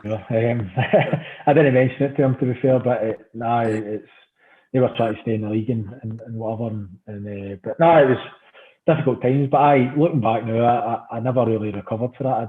I fell out of love with the game after that. It was hard to kind of get going. I would always pride myself. I was always a good pro, and I was one of these silky, skillful players going to beat four and stick it at the top corner. But I was priding myself on being a good pro and living my life right and doing things right and always kind of keep my standards up. And I just found it really hard to kind of motivate myself to continue to do that after that. My heart had gone for the game, to be fair. So, like you say, at Dundee, but end up spells at Livy, Morton, and back at Dunfermline. But I think you maybe joined Livy as they were still going through a bit of transition. How was that kind of spell there? So what was it? I can't remember the guy, Richie. Can't remember his name. He was a Scouser. He was a manager at the time. When I signed, and he get the sack like a few weeks later, and John McGlynn came in. Aye. And John McGunn's great. To be fair, a really good manager. Got us playing well. Made us hard to beat. We're a young team. Livy were all about trying Ross to Dockett was there, wasn't sell he? them. I thought was there. He had Aye. the problem. He never really played with injuries and stuff. With the right bad time Aye. at that point. But Aye. he was there. But with like Scugo and McNulty and Cole Donaldson, there was young players who they were trying to sell on. So they were playing them maybe before they were ready, or maybe they were players that would maybe not play every week. But regardless of how they played, they were going to play every week because they were trying to sell them. That was their business model, whatever at the time, and that's just how it was. So difficult, but John McGunn got us a hard to beat team, and we done all right. We finished sort of mid or whatever in the league that year, and it was fine. But I had a horrendous time with hamstrings. I just from about the Christmas onwards, I just one hammer. I just keep tearing every time I come back. I would do it for 6 weeks. The first time I done it, it wasn't even a bad tear. It was just a 2 or 3 week job. You're back. I was never quick enough to have a hamstring to be fair. So I don't know how I done it, but I'm just thinking at the time it's just a wee hamstring tear, and that'll be back in a few weeks. And then I came back, done it first training session. It just got worse and worse and worse, and I never really played. I think I played twice or something after January. I just my season was ruined. So that was it. Then you released that year, mate. Then end up doing in Greenock, doing in Morton. Maybe that spell that kind of better for you there, or was just kind of much the same? Did you maybe feel after that kind of Dunfermline experience that maybe well kind of maybe not going downhill slope as to say, but did you maybe feel as if, like you say, because you maybe lost that kind of fire for the game, that maybe that had an effect in your career, or was this maybe going to take you were getting older as such too? No, 100%. It did have effect. I never kicked a ball really after I left Dunfermline at that stage. I had the odd good game here. And there. But for standards, for kind of my standards, I was nothing like it. I was terrible, and obviously I was like Morton signed me because of what I had done before in previous years and stuff, and kind of maybe reputation. But I never done well there at all. I say I maybe had 2 or 3 good games, but that was it. I was done basically. I was done mentally. I was done in terms of my career and my football, and started picking up niggly, stupid injuries. Maybe because I wasn't working as hard, or I wasn't living my life as well as I'd always done, and just loads of wee stupid things that just all kind of accumulated together. And I was finished for that kind of point onwards. Still. You don't want to admit that. You just want to kind of grind it out. To be fair, I started my degree when I was at Dunfermline with all that trouble as well. Oh, were you? Aye. My mind kind of had moved to that and attention to that. I was doing that kind of online and stuff. And so I was just kind of trying to grind it out. Aye. Were you full time when you were back to Dunfermline? Were you part time? Were you always full time? No, full time. So I started it the first time in the whole administration thing. I thought, right, I need. This is that's when I thought to myself, right, I need to do something for the future here. You know, football's not going to be forever. That opened my eyes. So I started it then when I was about 28. It was 4.5 year degree. So every year I'm just thinking, right, if I could just get another contract for a year and just stay in the game until I've got that degree, and then I can look to. Because I'd never done it. I'd never had a job really since I left school, 16. So they're just constantly on that hamster wheel trying to just grind it out because you don't know any better. But really, what was the degree in, sorry, mate? Business management. Business management. How did you find getting into uni at maybe that age, obviously? I mean, was it maybe something different? Did you struggle with torture. It was just, I remember just sitting down saying to myself, I can't do this. Like, literally cannot do this. You know, I had to try and go and write an essay or like, you hardly lifted a pen for the age of 16 to 28, and you're going to sit down to try and write something that's going to pass academically. You know what I mean? It's like I couldn't do it. I was like steaming coming out my ears, but just kind of stuck at it. And 2 or 3 months into it, and you just get better, and you think, right, okay, I can do this. And but it was torture. The first few months was torture. Aye, fair play, mate. Fair play. So how was Dunfermline by the time you went back? Did they kind of recovered as such, or did they have a kind of more of a foundation to them? Did you feel yourself they were moving in the right direction when you back to them, mate? Aye, there was certainly a stronger foundation. There was new owners, the current owners. I don't know there's this investment for the Germans recently, but some same people that are there now. So aye, they were a completely different club. Obviously, the their budgets and stuff had changed. They weren't sort of paying the money they were paying when I was there the first time, but they were still a strong club. They were back to being a strong club. Listen, they were still getting 5,000 people through the gates every week. So when you're getting that, you know, you've got 3,000 or whatever it is season ticket holders. So yeah, you've got a good base there right away when you've got that support behind you. So no, they're a strong club, and they've got a lot of people who worked very, very hard. The fans have put a lot of money into it, and they're in a good place now. And obviously on the park, they're doing reasonably well this season as well. So good stuff, mate. And then your kind of last senior move, mate, end up in Coatbridge playing for Albion Rovers. That's enough to retire MD, mate. Don't know how you did it through there, mate. Clifton Hill every other week. What was that kind of like? Did you maybe know that going there, this was kind of maybe your last kind of move as such, or what was your feeling when you went there? I was going to retire that summer before I went there. Were you? I had a few clubs on the phone, and I turned them down. Dick Campbell was one of them. That was the last time I turned them down, and I was chucking it. I was done. I'd made that decision mentally in my own head. I was finished, and that was it. I was retiring. Then Darren Young, can I know Darren just for kind of similar ages and stuff, a wee bit older, but I just played against him over the years, and he was a manager. He got in contact, and he's like, just come and play. He said, I was the same with you before I signed with Alloa. I was chucking it, and then I signed with Alloa, and I just found my love for the game again. And he's like, you know, just kind of thought, he kind of knew how I was thinking. My person, I just kind of hit it off with him, and I thought, you know what, I'm going to give it a go.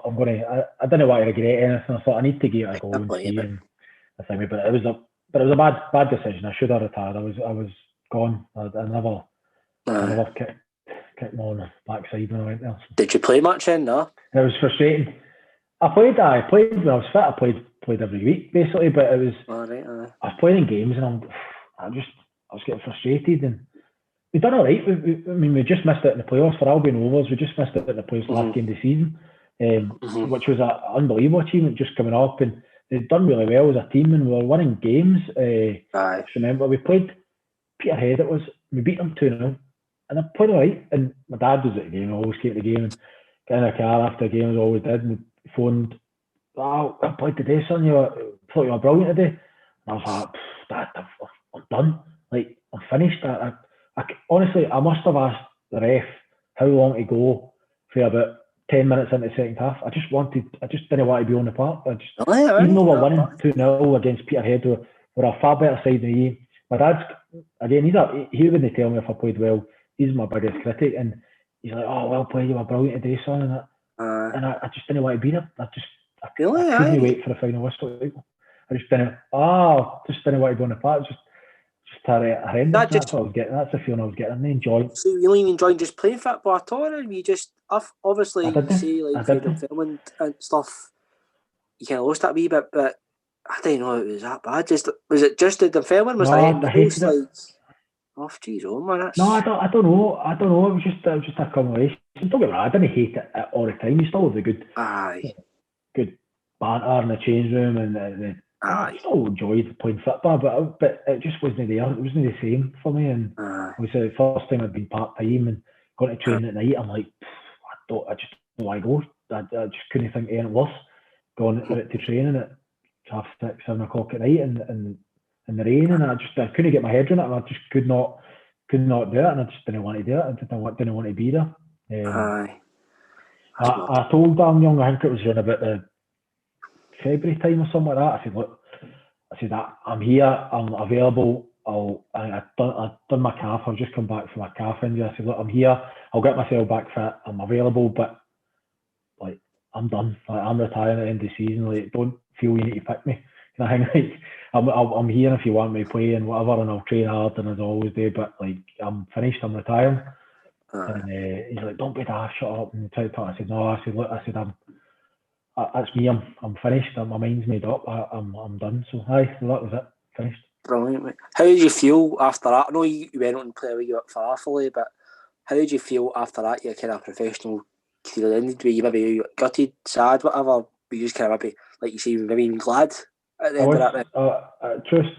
Honest truth, I was happy. It was just like a weight off my shoulder.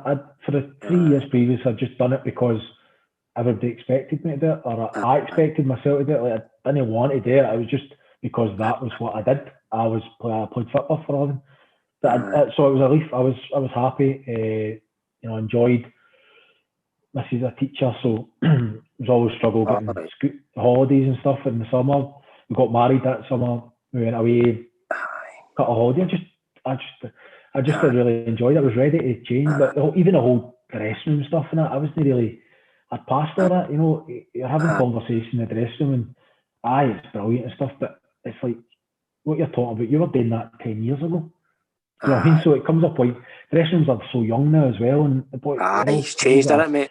It's changed a wee bit, man. 15 years younger, and you're thinking, fuck, it's brilliant. It's a great laugh, but I've done all that. I thought I was doing that. I was coming in on Monday and talking like you're talking 10 years ago. It's just that I just wasn't there anymore. It wasn't enjoyable for me. That some of that banter. Don't get me wrong, it's still good and still good times, but didn't have that same feel for it, to be honest. Right. So how do you end up at Arfley then? Do you just maybe feel as if you kind of still had a wee bit of football in your kind of life at the point, or was it just maybe kind of just something different maybe? I hadn't kicked a ball. I'd played 5-a-sides and that with my mates and stuff, but I hadn't kicked a ball for 2 years, a year and a half or something. Oh, really? Something like that.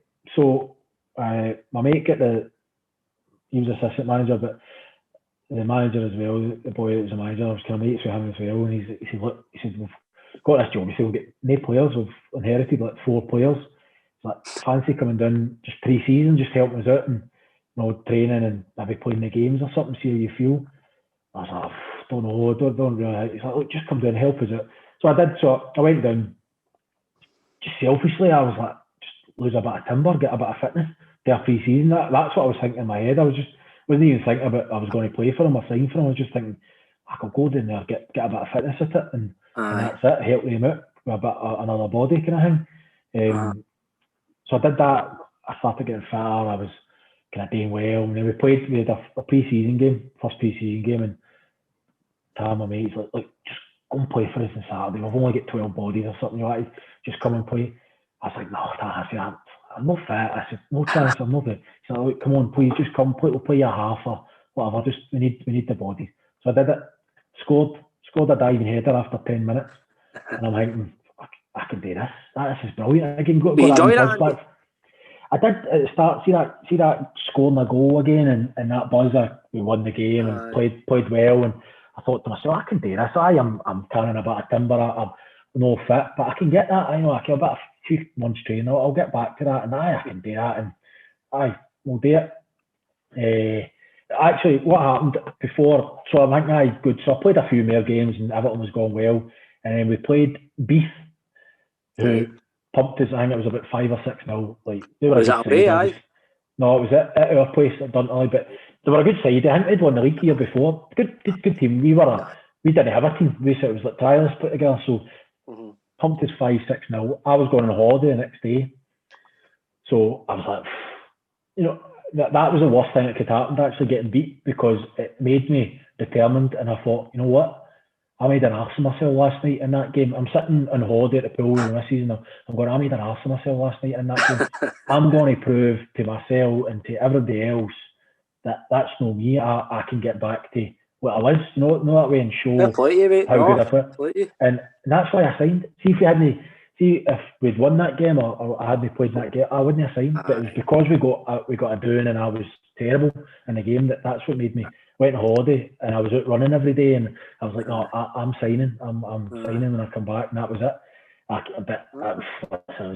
was a bad mistake. I should never have signed. That feeling quickly. That feeling quickly wore off. Like the second or third game of the season. Again, played first game of the season against Ben Bob, scored 2 actually. And I'm thinking, still everything's going good, but the feeling wore off. I think it lasted to the November or something, and that was me. I was done.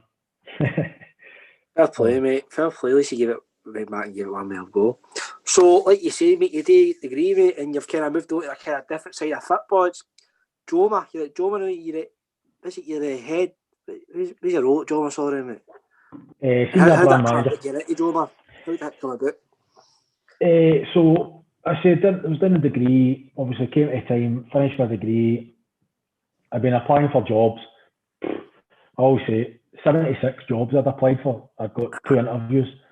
I was like applying. I'd bust my balls for 4.5 years to get this degree, thinking right, I'll barely get a job. Couldn't get it. I'd never looked. I had a CV that had nothing on it. At 16, left school. Okay, I went away and done a degree, but my CV was blank. Okay, some people look at footballers, transferable skills and all that carry on, but the majority don't. Like some of the jobs I was applying for, I'm not even getting an interview. It was just like it was mental. It was crazy. So it was really tough. But then just kind of fell into place. It was a recruitment company I'd kind of registered with in Glasgow, Michael Page, and the lassie phoned me up one day and said, "Look, there's 2 jobs we think might be a good fit for you. One's this company, another one is Joma. Have you heard of them?" I said, "Aye, I've heard of them. I've worn the kit. Like, I've played the Dauphin, we had the kit, and a couple of other clubs we had the kit." I said, "Aye." I said, "Of course I know them." She said, "Look, it's this job, blah, blah, blah." Explained it. "Would you be interested?" I said, "Aye, absolutely. Sounds like a great fit." So I just kind of moved quickly, got an interview, telephone interview, then face to face, and then over to Spain. Boss came over from Spain, met her in Bristol airport. She flew in, I flew in, done the interview in Acosta, and then that was it. And got the job, and 4 years later, I'm here. And some role to get in it. Great job. Great, like you say, you've maybe not had to get a CV, some people, but you've got quite a big dog role, mate. Absolutely, and it's something to, as I said, the football thing. The company they do buy into that. See having that, they can acknowledge, especially because it's sport. You're dealing with football in this country, it's majority football, but it's sport-minded people. So there is a lot of transferable skills. You've got a network of contacts that you can tap into, and so it does work. And we employ loads of ex-professional sports people all over the world. They like that. They think that's good, but not all companies do. But I mean, there is football's got a bad rep at times, but there is a lot of transferable skills. And okay, they might not have been to uni or even have hires for school or whatever, but there's a load of things that you learn as a footballer and qualities that you've got as a footballer that can stand you in good stead in the real world, really. What's your role at Joma then, mate? What's your actual job then?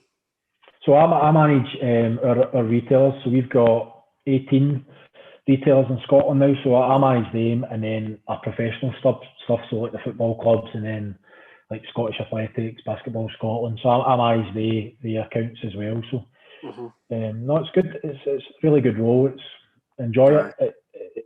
It's you're in sport. There's no many jobs in sport, and especially in Scotland.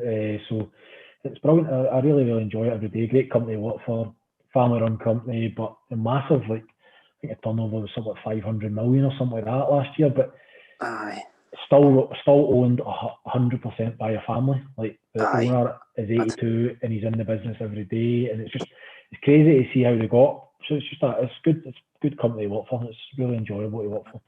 That's mad, mate. Brilliant. So obviously you're with Joma now, but is there any kind of maybe ambitions you've still got? Maybe you're still in football, coaching it like that? I know you play your 35s on a Friday night, but again, in football.